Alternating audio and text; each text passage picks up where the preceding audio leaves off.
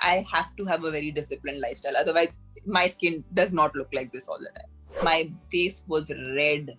I was trying to get rid of two pimples, which made my entire face look like a pimple. So that was a bad idea. And your own saliva, the one which is in the morning, actually has the ability to, dry out your and work on your. I mean, I know, sounds a bit gross, but it actually does work. Coconut oil is something that I swear by. Like whenever things go wrong, Shruts, I think I get very inspired by all the makeup she does. When we look at you, the first thing that we notice is your skin. It's flawless, it's glowing. Do you have a skincare routine that you want to share with us? Well, I will demystify the first part, which is that my skin does not always look like this. I don't always wake up looking like this. But I feel like skin essentially is an inside job. Like, so you really need to have a clean system for it to kind of reflect on your skin. So I think lifestyle changes, which are more difficult to make than applying anything on your face.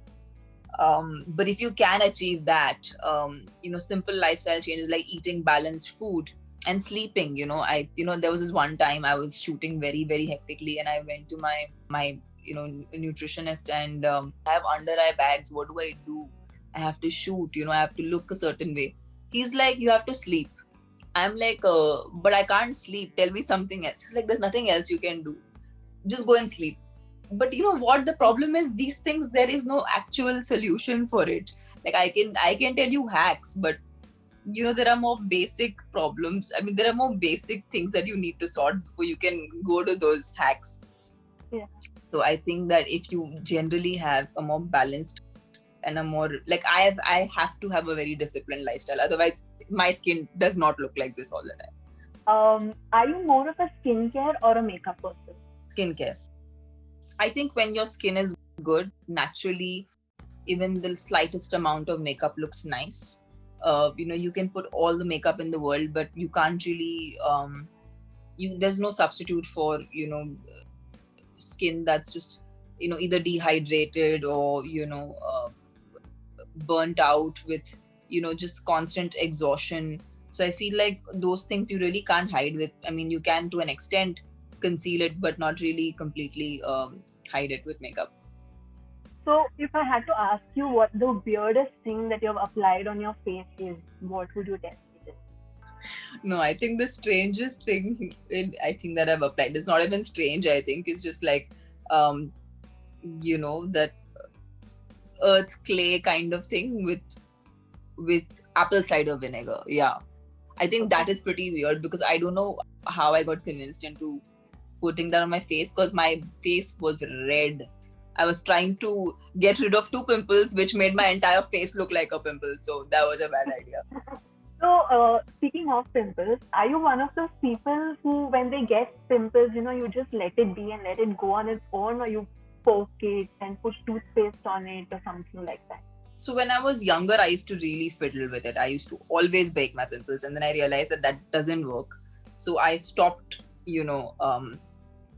stopped meddling with my pimples. But okay, this probably comes under your that question. What is the weirdest thing you put on your face? But the fact remains, your own saliva, the one which is in the morning, actually has the ability to, dry out your and work on your. I mean, I know, sounds a bit gross, but it actually does work.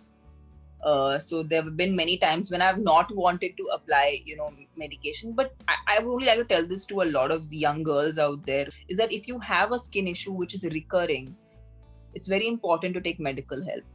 Please go see a doctor, because mostly it's to do with your internal system. It's got to do with, you either are suffering something which is related to your hormones or related to your reproductive system, or just a lifestyle change that your body is looking at. So, but investigating that is really important. Just, it's not the aesthetic part only, but it's a reflection of what's happening inside your body. Coming to hair, do you have like a go-to thing that you use, like a DIY home remedy for your hair? I think for me, coconut oil is something that I swear by. Like whenever things go wrong, onion juice is something I also like. Onion juice and coconut oil is something I swear by. I think it works on my head beautifully. and yeah, like even curd. I think curd really. I think my hair tends to get very burnt out with like constant heat application, with like tongs and stuff like that we keep using for styling. You have to tell me what is the one skincare advice that they have given you. The first one is Kajal Agarwal. We have spoken a lot on skin, so I'm just trying to recollect what she's told me. I think there was a certain foundation she had really asked me to use, which she used to use. Fine. And Shruti Hassan.